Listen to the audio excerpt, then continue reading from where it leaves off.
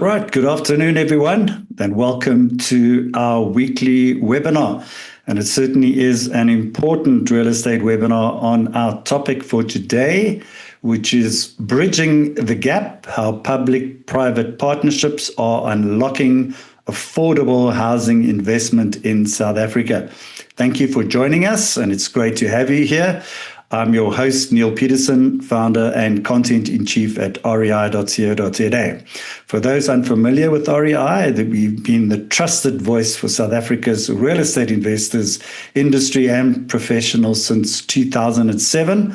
Our mission is simple: to inform, connect, and empower our audience with practical insights, expert commentary, and the tools to build long-term success for their businesses and investments. We do it through our monthly flagship magazine, Real Estate Investor, our online platform, rei.co.za, our weekly webinars and events, video interviews, newsletters, and live seminars. And of course, our joint big annual anchor industry event, the annual Reside Conference and Awards. And this year's third annual Reside Conference and Awards takes place on the 9th to 10th of July at the Sandton Convention Center under the theme Transforming Spaces, Enriching Lives. And to tell us more about the Reside Conference, we have the conference chair, Debbie Tagg. So Debbie, over to you, and tell us more about what we can expect for Reside, as we've got three of our speakers who are going to be on the panels there as well. Thank you so much, Neale. You know that this is such an in-depth industry when we have to have 3 pre-webinars just to cover all the content. You can't even get to all of the day, but very, very excited. I was just saying to someone earlier this morning, I know we say it's the 3rd annual, but we actually soft launched 3 years ago. Last year was the big animal, and now it's an even big animal. So thank you to everyone for your support. And it is, it must be a good event if it gets Neale to leave that mountain behind him and come up to Joburg and see us. And I'm just such a privilege to welcome some of our esteemed presenters and speakers, Ivan, Lusanda, and Meyer, that are going to be at the event in person as well. And it's very important for us to share knowledge and to network. And I can tell you, the numbers are looking amazing. It's a nice problem for us to have, to fit everyone in. So if you haven't booked for conference, or you want to just come for the Open Expo Day, please go to residesummit.co.za and book your access. There's something for everyone. And as we know, this industry is very distributed. At last count, I think I got to 95 industry bodies. So we know that this is definitely a sector that is growing. It's important. It doesn't matter if you're an individual investor or a small developer or a large developer. We want to see you there. And let's make magic happen. And I know our tagline says solve housing for all, but it really is. It's such a fundamental thing. And it's, on one hand, it's a human right, and on the other hand, it's also a business opportunity. So we hope to see you all there. Sandton Convention Center, 9th and 10th of July. And over to you, Neale. We'll see you in person in just a few weeks, not even. I think it's like 10. Absolutely. Something scary. That's like right. that. Absolutely. Thanks very much, Debbie. That was awesome. And I encourage everybody really to come along. It really is. It really is a festivity of property. If you're specifically in the residential property space, you've got to get out there. So thank you, Debbie. It's really an awesome event. We look forward to that on the 9th and 10th of July. So yes, let's move on to our webinar for today. A quick housekeeping notes. This webinar is being recorded. We always get that. So all registered attendees will receive a link to the full replay, and it's also available on the rei.co.za website. Please, questions are welcome. Use the Q&A box at any time. We'll get to as many as we can during the live panel discussion. So without further ado, let's unpack our topic and obviously our panel introduction. So affordable housing, as we've seen, is one of South Africa's greatest socio-economic imperatives. Yet despite the urgency, delivery continues to face financial, regulatory, and structural barriers. And today, we're going to explore how innovative public public-private partnerships are shifting the dial, unlocking scalable, sustainable, and investable housing solutions across our urban and peri-urban centres. And I'm thrilled to be joined by a powerhouse panel with three really brilliant minds in the leading affordable housing space and PPP, the public-private partnerships in South Africa. First of all, we've got Lusanda Netshitenzhe. She's the CEO of Tough 21. Lusanda, would you like to briefly introduce yourself to the audience, please? Yes, afternoon. Thanks, Neale. I'm Lusanda Netshitenzhe. I know it's a very difficult one, mostly for people to say. I'm CEO of Tough 21, and we are property financiers operating both in townships, inner cities, and also suburban areas. Thanks. Awesome. Great to have you, Lusanda. Our next guest is Ivan Pretorius. He's the CEO of Alley Roads. Ivan, you want to introduce yourself to the audience, please? Yes, thank you, Neale, for your introduction, and thanks for everybody for having us. I'm Ivan Pretorius, the CEO and founder of the Alley Roads Group. Looking forward to be part of this discussion and really looking forward to add some value. Absolutely. Great having you here as well, Ivan. And next and last but not least, we've got Meyer. He's an attorney and director at MDW Incorporated. Welcome to you, Meyer. Do you want to introduce yourself? Thanks, Neale. Yeah, we really love to working in the affordable space. We started with the concept of rent to buy way back in 2007. That expanded into debt repair, finance linked individual subsidy assistance, home loans, the whole pack. So we really start with home buyers from A to Z and look forward to this opportunity. Thank you very much. Yeah, absolutely. Great having you as well here, Meyer. So let's dive into our Q&A session. And I think let's start looking at unlocking the potential of public-private partnership. So, Lusanda, let's start off with you. Tough 21 has led in affordable housing and urban regeneration. So what's changed most in your public-private partnership approach in recent years? And maybe you can give us a little bit of background on Tough 21 as well. Thanks, Neale. Tough 21 is the founding company that set up the Tough group of companies about 22 years ago. So we were established in 2003, and back in those days, we were only focused on providing finance to property developers operating in inner cities. We've since expanded to include a product called Umastandi, which finances property developers in townships. So that has been in operation since about 2015, 2018. And we have other products like the Intutuko Equity Fund, which supports developers who don't have equity to enable them to access mortgage financing from either Tough or Umastandi. So we assist them with that to ensure that they almost get about 95% financing in the transactions that they are pursuing.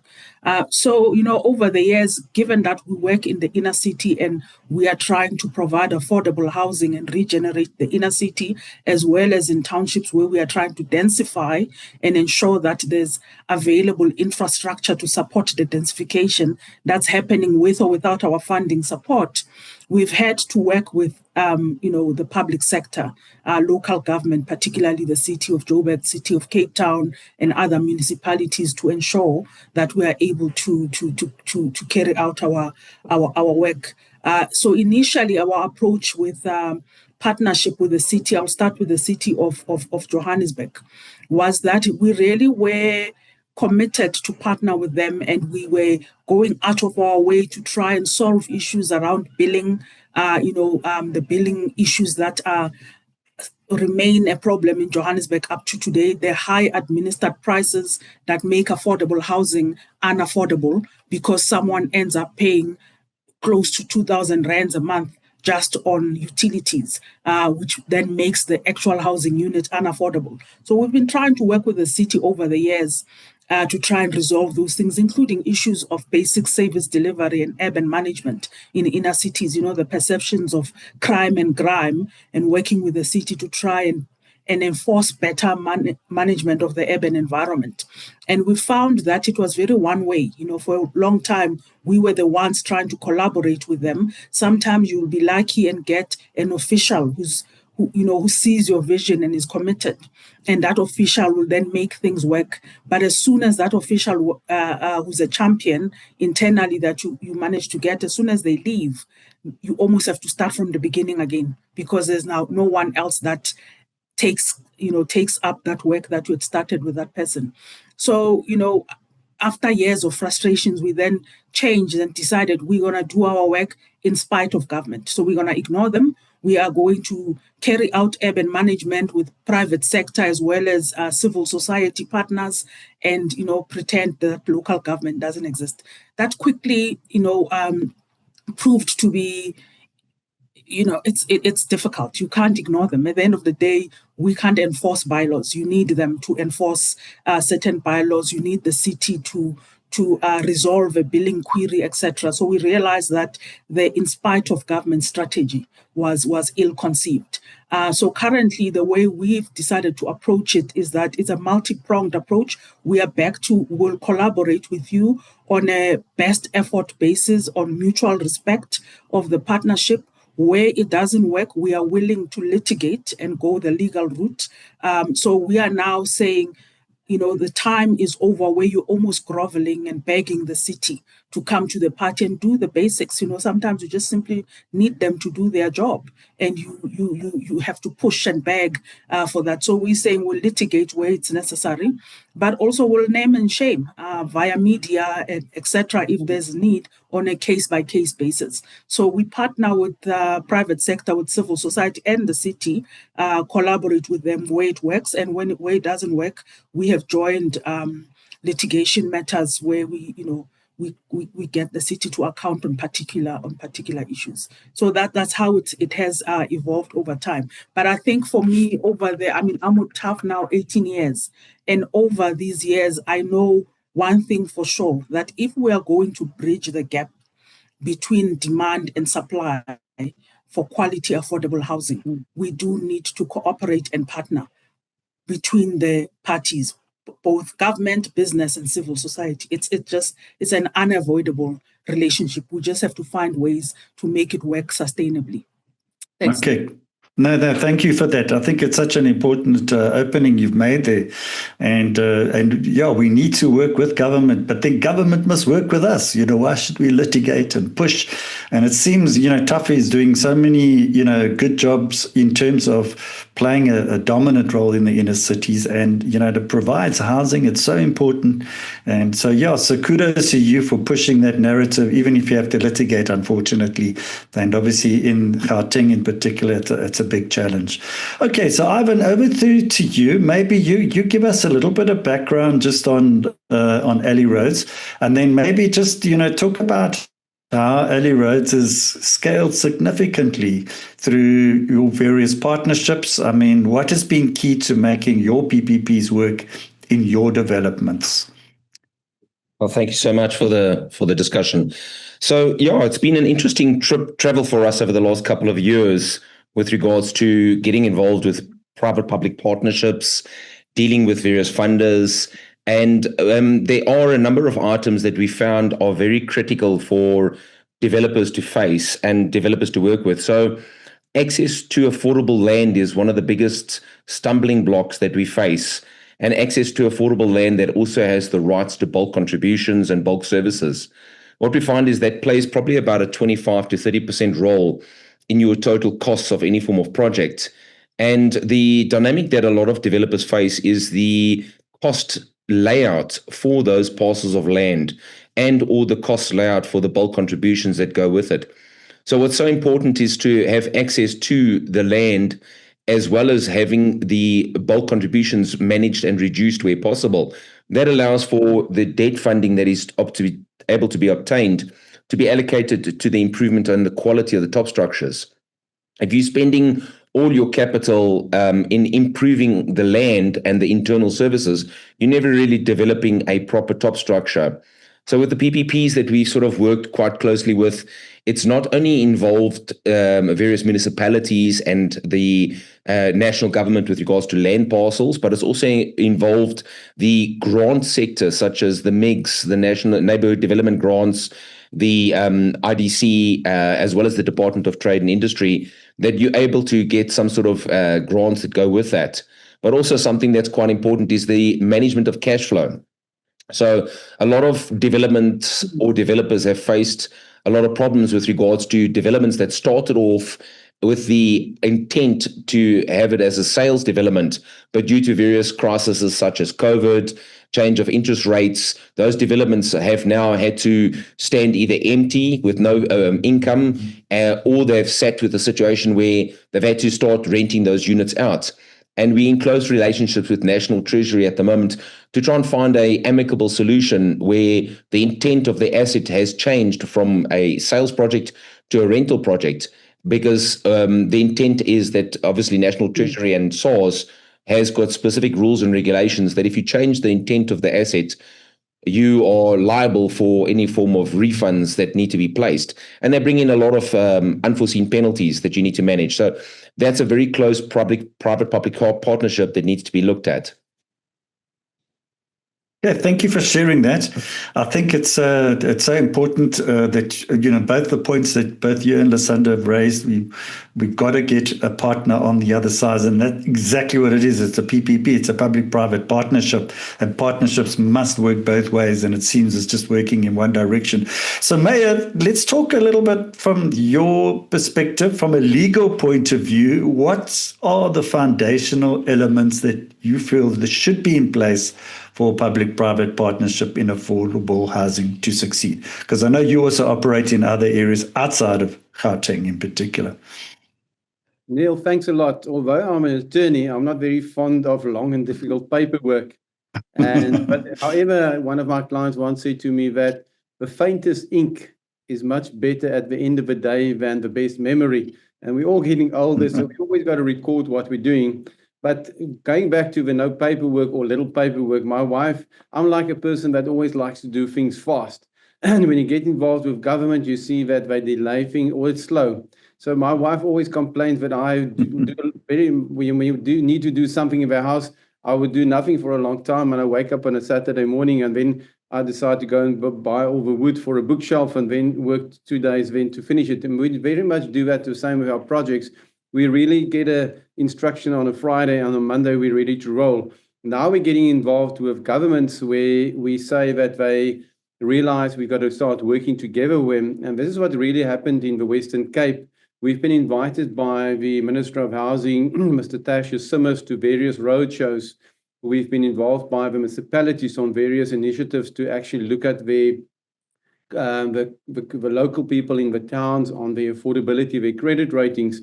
And many times these appointments are really done by first through a meeting and then say, please come and do this. Other times it actually becomes a big tender structure where they've got to go through a tender process, and then it takes months to get the tender documents drafted. Then you prepare the tender document, and then you've got to wait for the tender to be allocated. Then you get appointed as a tender, and then you find the municipality at the end of the day haven't got their pricing sorted out. In one project, we're waiting now for 5 months for the municipality to actually get the final pricing done, although we've been appointed already, and we're losing money every day by having agents on the ground that we are paying to be there once we kick off. So it's such a mix of legal paperwork and administration. At the end of the day, my feeling is that you have to put all the teams together, and this is what is nice that we've been doing since 2007.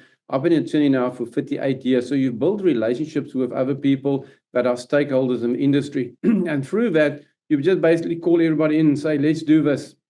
And you don't worry too much about all those agreements because you know everybody collaborates and works together. And we've really built a huge team around us, from people doing affordable housing, home loans, government subsidies, housing education, debt repair, transfers of properties, insurance, putting all that in one package together. Now you are able to go to the government and provide a one-stop solution. So if you go into a tender, you can really match everything from putting the website together, doing the end user finance, doing debt repair, doing consumer education. So you can really put everything together. And that is where, for me, the structure of the teams behind that needs to be together. But then you also need to roll out the intent of this. I'm busy drafting a joint venture now with properties where the landowner will contribute the land and the property developer will come in with a skill and knowledge, and they will together roll out the development. There you prepare a very strong and a proper joint venture agreement. So sometimes it's either a tender document, sometimes it's a joint venture, sometimes almost like a handshake, let's go together. And you also see the scope of a transaction will quite often creep. We started with one project in Koffiefontein where the scope was, they said to me, send me your junior team in and we're going to pay you X amount of money. At the end of the day, that project was 10 times more expensive for them because they never, they kept on with scope creep all the time.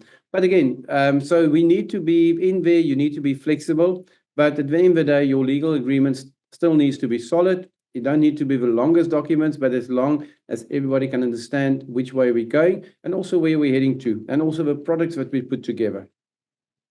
Okay, wonderful. So it seems, we've got to say that you're operating from the Western Cape, and both Lusanda and Ivan are sitting out in the Gauteng area. You seem to be making a little bit more progress in them, but it's really good advice. The relationship building, I think, is so important, and it seems to be ongoing. Yeah, sorry, do you want to add to that? No, sorry, I'm interrupting, but we're busy now with a project in Guyana as well. And there we also reach out to, one can say, paperwork to the local traditional chief. We're going to assist the chief there with rolling out first-time buyer subsidies for people with permission to own, P2O land, because they don't own the title deed.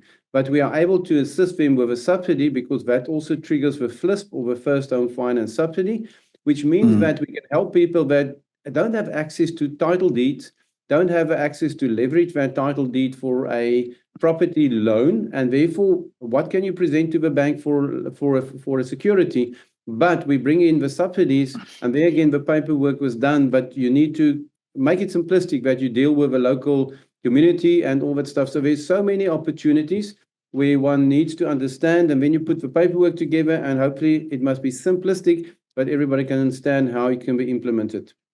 Absolutely. Thanks for that, Meyer.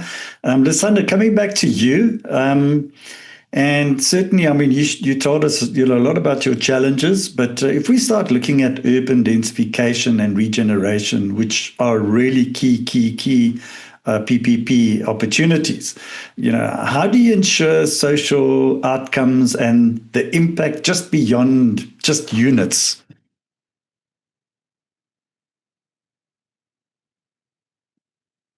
You just need to unmute yourself, Lusanda, sorry. There's a bit of a delay there. I think we've got this. That is attractive. Okay, you're back on. Oh, can you hear me? Yes, we got you back on. Oh, I don't know, maybe it's my connectivity. I'm saying, firstly, it's important that the building itself is well maintained by our clients. So we do cyclically make sure that we inspect that the building itself remains well maintained and it's of quality for tenants to be able to enjoy it. But beyond that, we then encourage our clients, who are the landlords, to get involved where possible with city improvement districts, CIDs, any urban management effort in their areas of where their buildings are located, to make sure that the urban environment, from a clean, safe, and welcoming point of view, that those issues are taken care of. Because sometimes, it's up to the investors and the property developers in particular areas to make sure that they're actively involved in providing, a sense of safety and cleanliness and that just that welcoming feeling in those areas. So we are actively involved in CIDs. We encourage it. We sit on a couple of boards that, of companies or NGOs that push issues of urban regeneration and better urban management. So we provide our input to those processes. We also fund CIDs. We have funded through the TAF Foundation what we call the Makers Valley Partnership down in the sort of east of Joburg, the Bertrams area, Lawrenceville and Bess Valley. And there we fund what we call young urban rangers to clean and collect there's a lot of dumping that happens, unfortunately, in communities. So they clean that and also, come up with activities like sporting activities to make sure that kids in the buildings in the area have something to do after school that keeps them engaged. We also fund the CID in Windsor East, because Windsor East is a good investment area, especially for starter or emerging property developers, because it has medium density property. So we fund that CID as well to make sure that it's able to support local government efforts in cleaning up and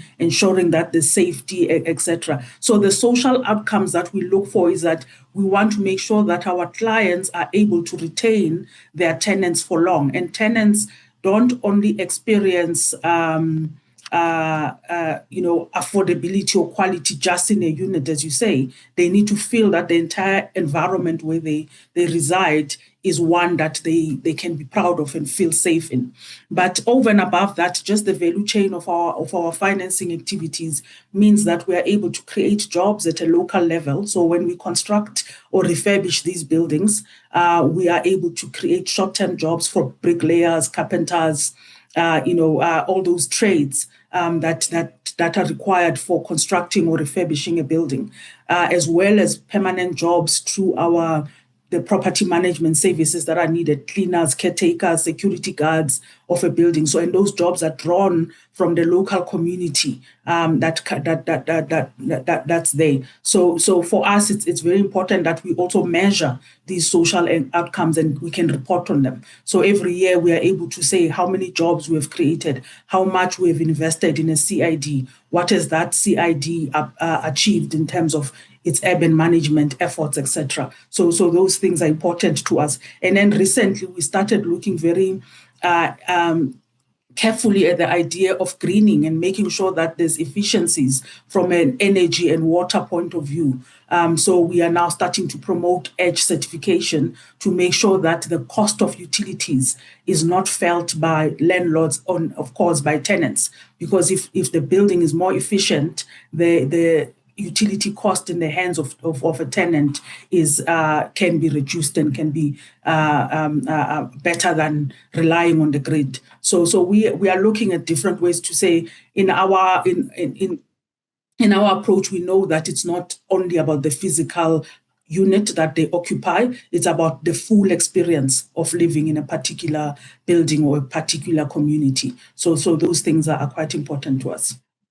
Great stuff. Thank you, Lusanda. And I think you mentioned the creating jobs aspect, such an important part, that we get the community and everybody involved in terms of employment and that kind of thing, because that's a critical point. Thank you for sharing that. I think such an important point there. So, Ivan, I want to bring you in now. There's actually a very good question which I brought up by Shapiso Kabile, and she said, could the panelists please share examples, case studies of affordable housing projects where the PPP model was used, that is, registered PPPs, lessons learned, and if this model doesn't work, best case models to increase the scale and pace of supply of affordable units.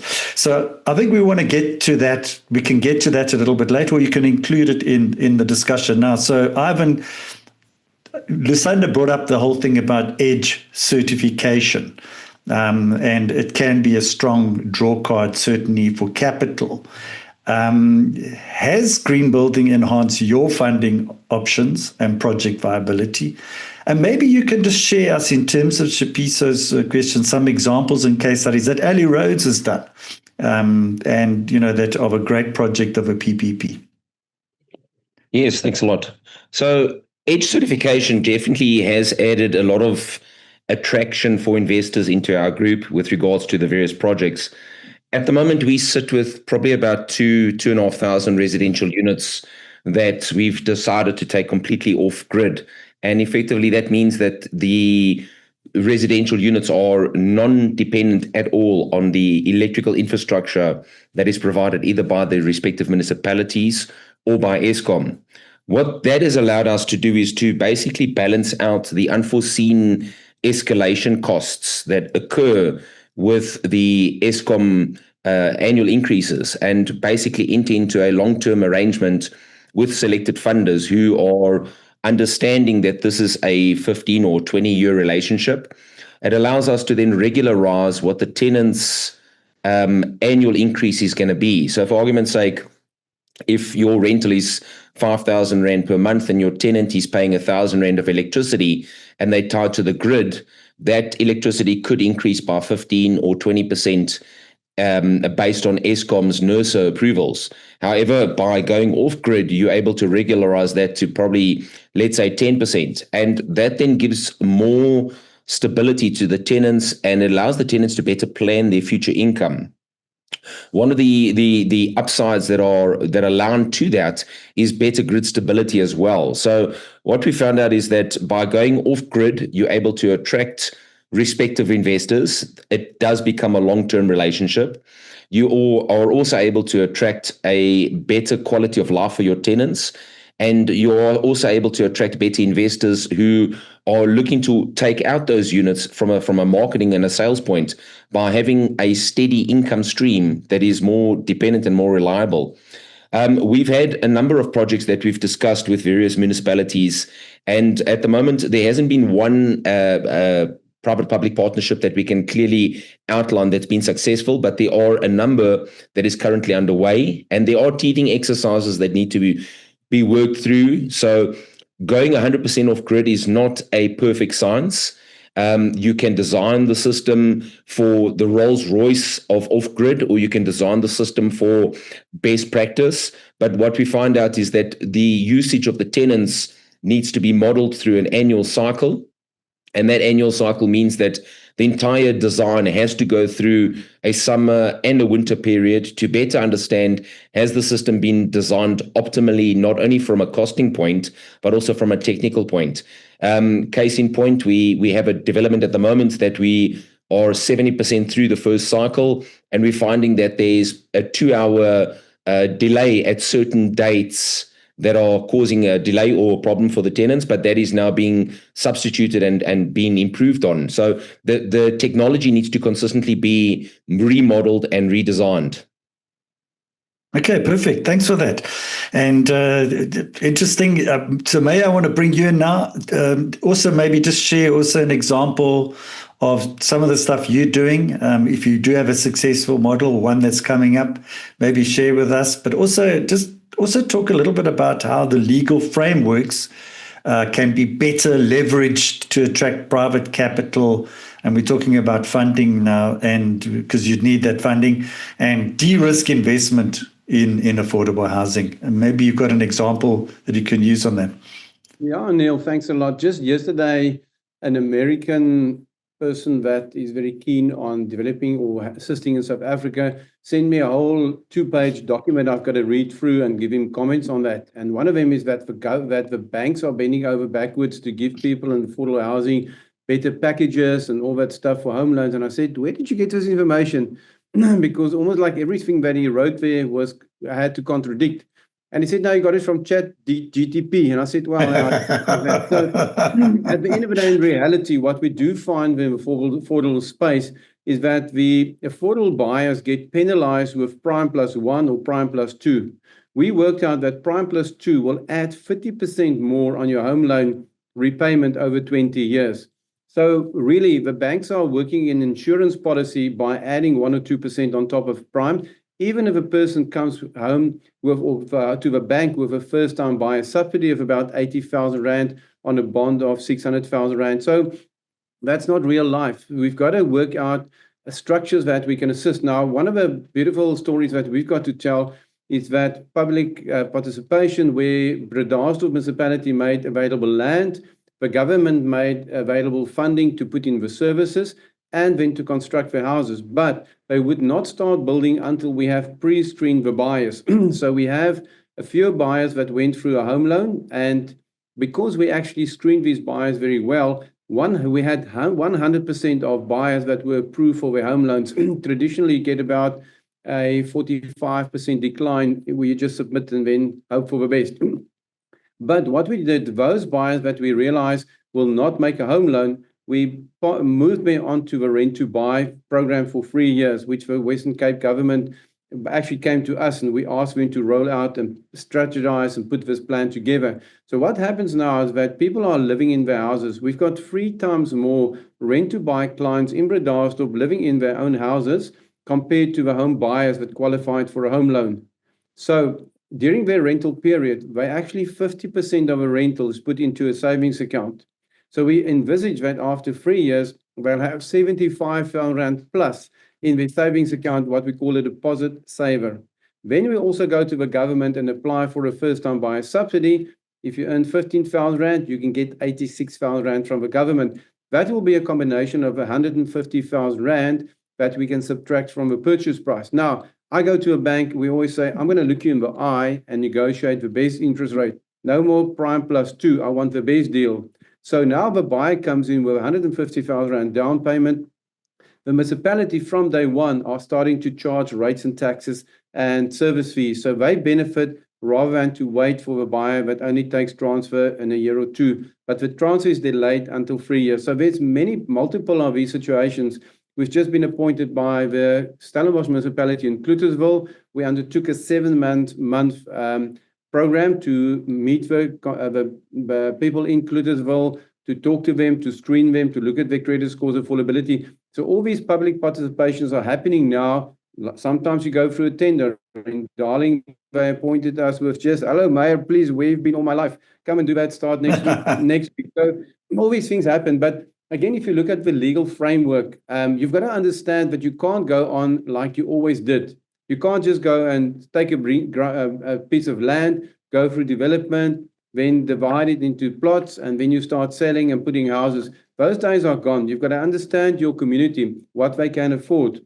But then you've got to look at innovative ways like rent to buy and installment sale transactions, because very few people know that a rent to buy transaction and the installment sale transaction can actually trigger a first time buyer subsidy. So you can imagine now, if you sign up with a buyer and you already own the stock, and you say, I'm going to sell it to you for 500,000 Rand, but I'm going to claim back that subsidy from the government, from the first-time buyer subsidy, the moment I register my installment sale agreement in the deeds office. Then on a 500,000 Rand, you can get 80,000 Rand less on the paid out. So you end up with 420,000 Rand. That's your risk. So immediately that changes the risk analysis for you immediately, because your buyer needs to pay less rent on the rent to buy. You maybe have a 3-year or 5-year rent to buy for the person to exit. We've been awarded quite a big number of units in Gauteng where we're doing rent to buy at the moment.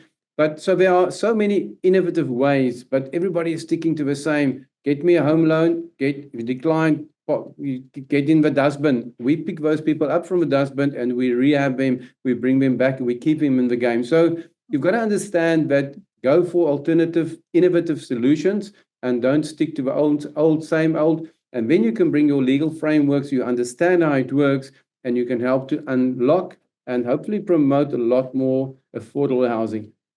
Excellent. Thanks for that, Meyer. Lusanda, I want to bring you in again. And at the end of the day, you are the financiers for the entrepreneur. So you mentioned a potential rent-to-own model. I mean, how could this reshape both access and affordability for end users? And maybe can you also share a couple of successful PPPs that you've set up? I mean, it's been going for more than 18 years. So there must be a good story there somewhere.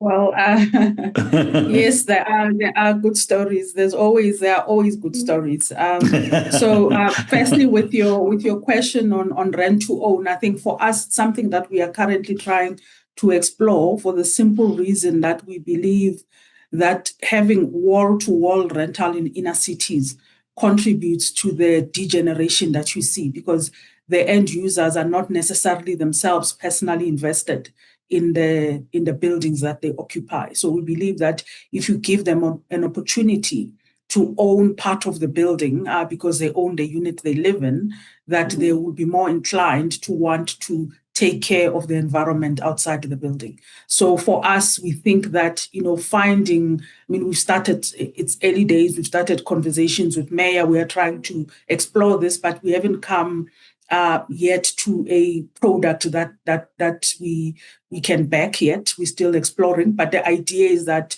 how do you get a person to to move up the proverbial housing ladder, from rental to ownership on an incremental basis.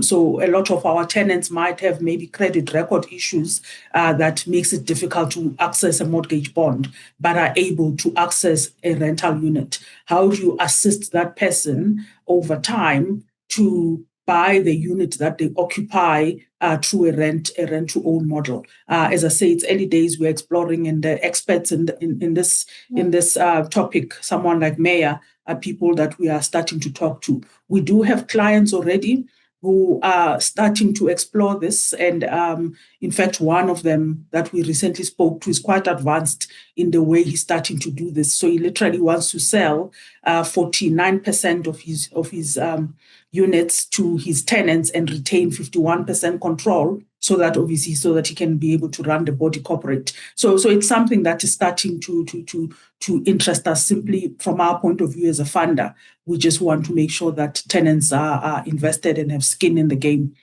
From a PPP model, for us, what has worked is that we have, especially for Umastandi, when we started it, we approached the Jobs Fund at National Treasury to say, we have been financing in inner cities for X number of years.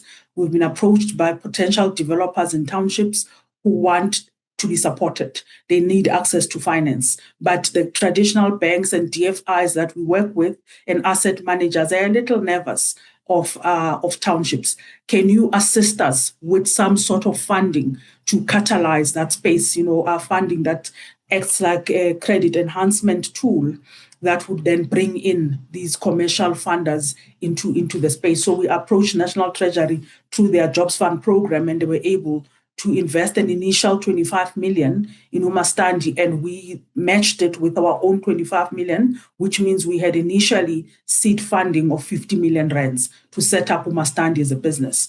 Out of that, we were then able to attract funders like a foreign DFI, Proparco, a commercial bank, Netbank, etc., as well as other impact funders, and then further grants into Umastandi to make sure that the pricing is still competitive, because you always have to price for the risk that you perceive in a market. And Umastandi, we've then been able through this to only charge a percentage, 1% above our traditional market of inner cities that we know. I mean, we could have easily have charged an additional 4% or an additional 3% because we would have perceived the risk to be higher. But because we were able to get those credit enhancements from National Treasury and other impact investors, it then assisted a lot. So that works. And then in Cape Town, with the city of Cape Town, when it comes to issues of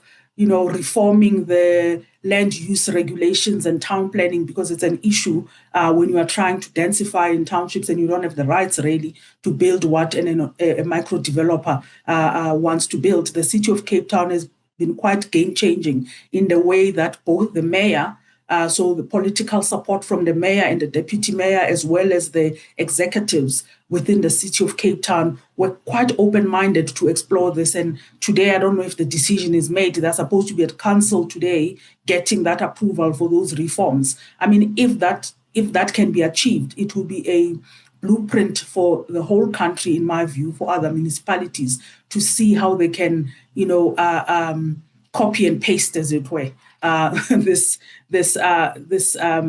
incredible reform that Cape Town has come with. And for me, what was pleasing was to see both the political principals as well as the executives within the city of Cape Town embracing this and running with it and saying, let's see how we can make it work. So I'm sitting here crossing fingers and hoping that it goes through council today. So those are, and that was through a lot of advocacy from ourselves as Umastandi and civil society, DEG, Development Action Group in Cape Town. They are quite involved in lobbying and advocacy work. So we worked with them for a while to say, we are willing to fund, we have funding available, and there is deep demand for affordable housing in Khayelitsha, in townships around Cape Town, but we are unable to support these entrepreneurs simply because the town planning schemes don't allow it. And the city was willing to to take that forward and change their regulations. So as I say, I'm crossing fingers today. Absolutely. Thanks. Wonderful. That's fantastic. Yeah, we definitely see Western Cape government, Meyer, etc., being involved. We saw yesterday or the day before, I think the Mayor of Johannesburg survived a motion of no confidence, even though he hasn't delivered anything. But but anyway, that we hope that would change. But we won't get into a political discussion. We want to focus on the affordable housing at hand. And Ivan, I want to bring you in here. I mean, you mentioned some of the challenges up front. You had some cash flows and you moved from sales to rentals, etc. So we're still on the financing models. What financial innovations or deal structures do you think the sector isn't using to scale housing? Is there another solution?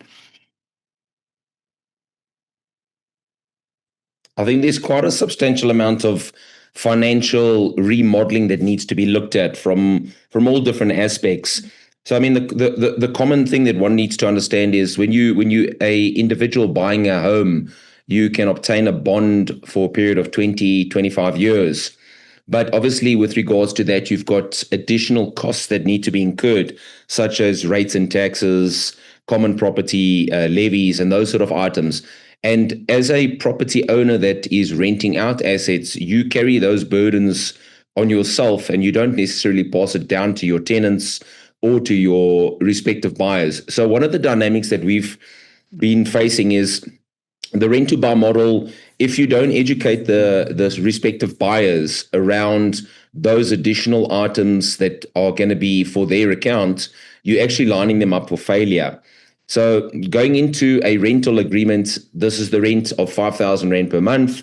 It's very simple. After they've paid that, they have no further liabilities other than the services that they use. But if they are converting to an owner, you need to educate them that 5,000 Rand is actually only 60% of the net costs that are actually going to be allocated to them as they become an owner. And if you don't financially model their income into the rent to own, then what happens is the empowerment that is taking place and the land tenure that's taking place with the new car smell of I'm the owner of the property actually fades very fastly away when the financial burdens and stress start to weigh heavily on them. A lot of developers that we've noted in the industry do a hit and run and pass the responsibility as fast as they can over to the tenants or to the respective buyers, and they don't fully explain the impact of that. For argument's sake, your levies.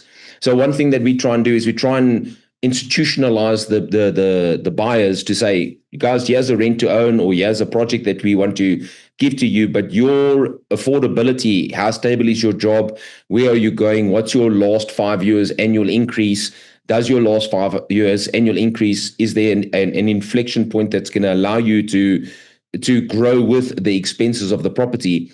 Otherwise, you're just transferring the burden of non-performance from the commercial sector to the housing, to the home loan sector. And that's where you got to basically manage it. And then drawing closer into the commercial sector, extending the periods of the finance to better have that stability coming into place. A lot of the commercial banks at the moment still work off a 10-year CIDB bond.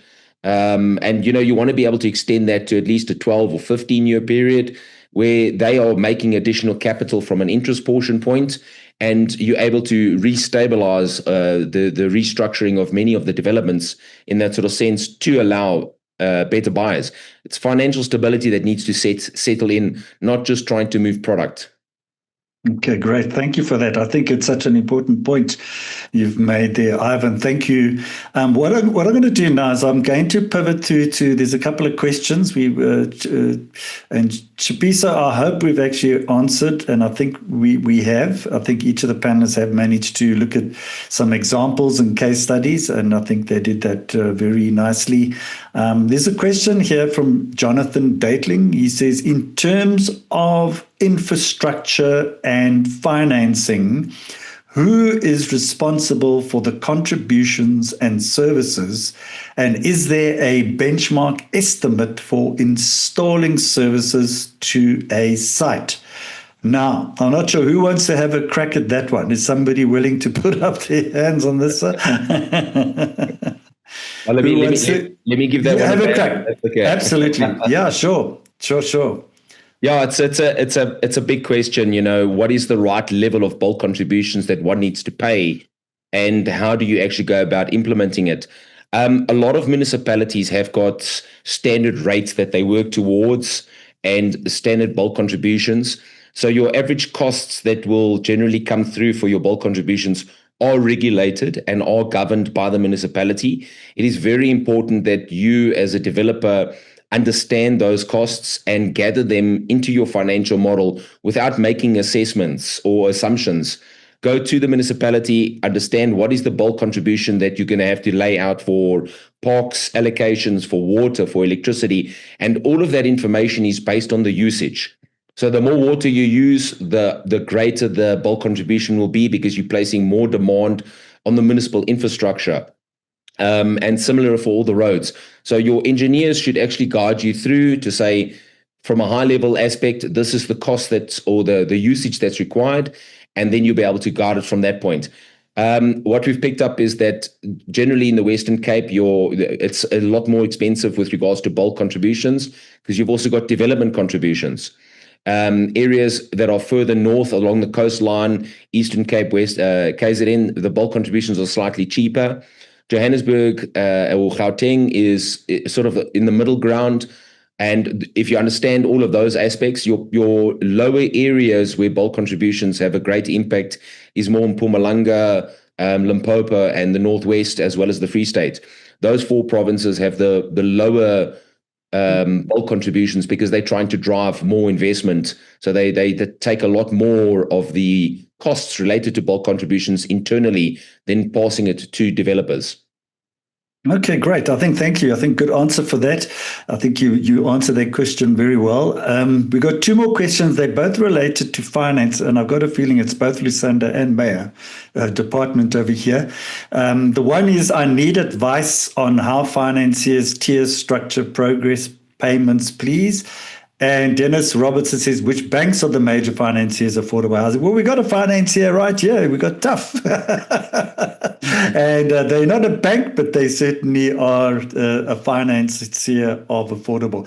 So I don't know, who wants to have a crack first? Lusanda, you want to have a go in terms of advice on financiers tier structure progress payments? And I'm not sure if they're talking as a developer or as an individual, and maybe May, you're probably talking more as an individual, and maybe you can both answer it, and then which banks, and then certainly you are a finance house. So over to you, Lusanda.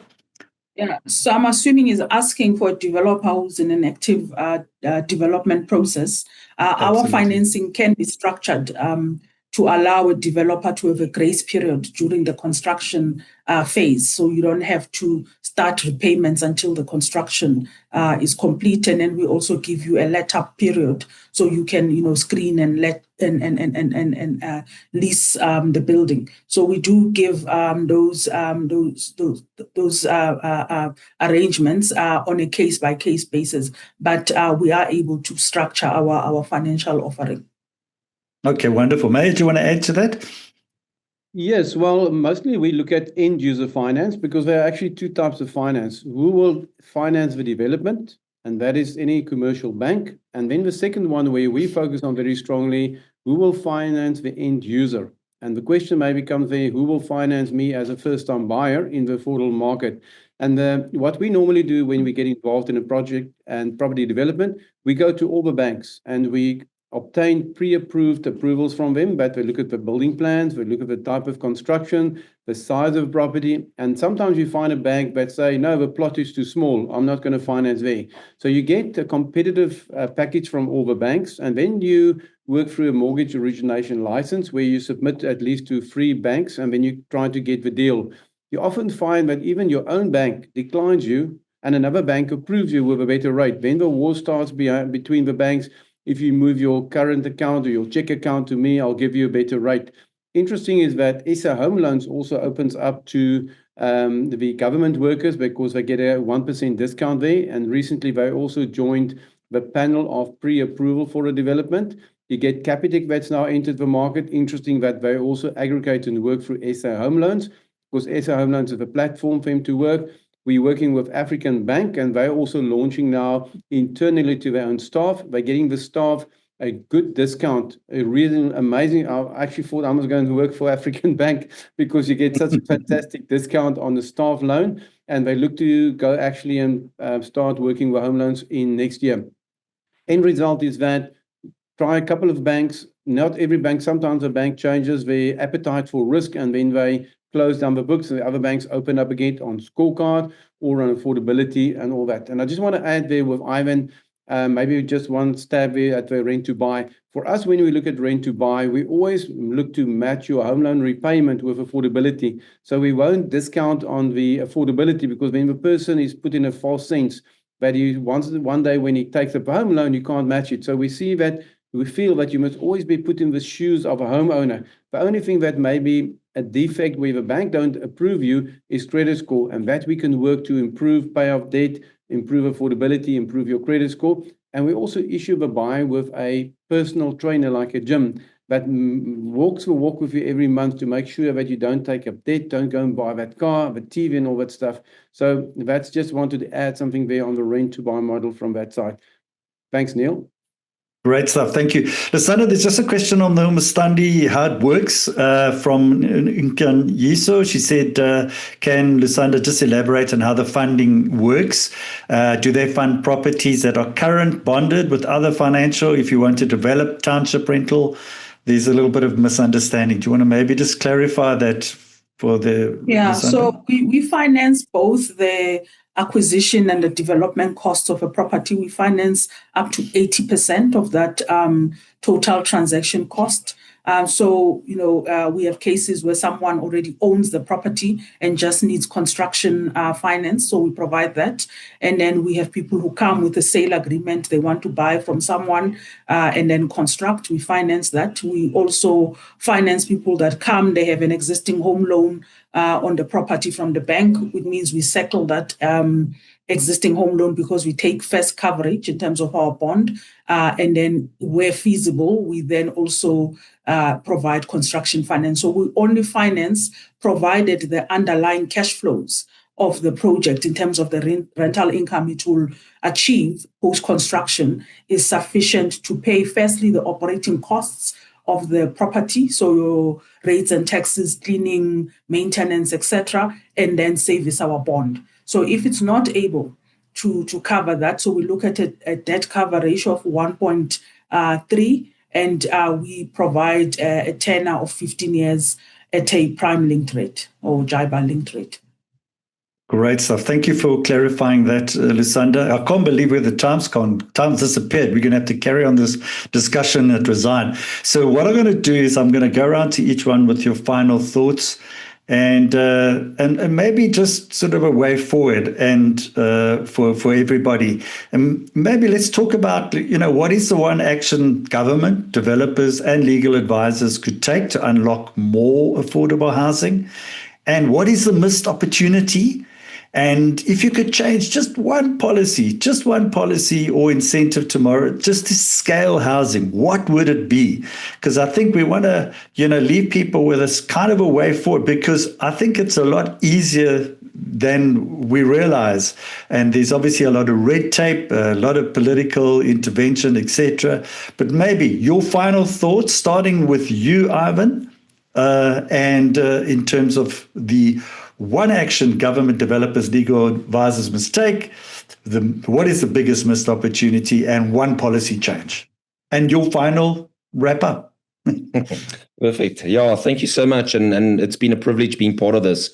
I think land tenure is something everybody drives towards, and obviously obtaining ownership allows capital growth, allows a number of items to be brought into place. I think one of the biggest things that I would definitely want to try and work towards is ensuring that land tenure is a structured process, and there is a bit more of financial knowledge that is disparted or shared with the youth, which is very important. The youth is going to take the growth of the country forward in a lot of different aspects. So we need to educate them on where the pitfalls are that we've been through, guide them correctly, make suitable land available that is not being utilized, And one of the policies that I would definitely look at changing with regards to the funding streams is look at how you as a funder can wear the shoes of your tenants or of your buyers and better understand the pitfalls that they face around the average cost of living increases. Okay, wonderful. Thanks very much for that. So, Lusanda, your final thoughts, and giving everybody a way forward, and maybe just a few action that we can also see from government and opportunities going forward. Thanks, Neale. I think for me, just generally, as a country, we are a developing nation, and I feel that we regulate ourselves out of economic growth. So for me, I would say that we do need to reduce the red tape that we see in just doing business generally, especially for SMMEs. I think that if we are going to grow, we need to support from a property space, we need to support micro developers, we need to support SMMEs, and regulations that make it difficult for them to navigate the space need to be reformed. Cape Town is showing and leading the way in that, as I indicated earlier. And also just to simply do our job as government in terms of ensuring that, we enforce bylaws, we better manage urban spaces. We have this issue now of protection fees and that lawlessness that we are starting to see come up. We need the relevant agencies to do their job in curbing this, because it will discourage investment if it continues uncontrolled. And I think from the side of developers and us as financiers is to make sure that we keep the standards high.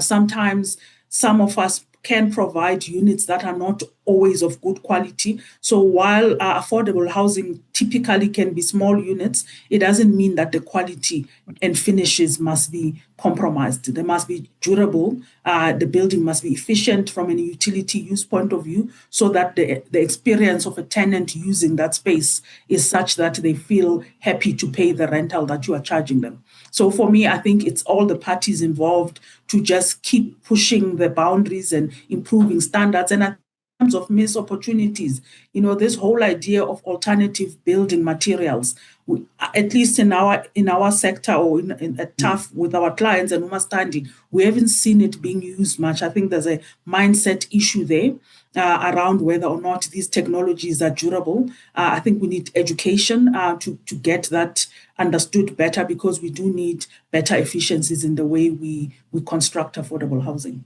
Thanks. Wonderful. Lusanda, thank you for that. I think there's some valuable points there, really, that we can take forward. Thank you for that input. I think it's really one that's Lusanda Netshitenzhe. She is the CEO of Tough 21.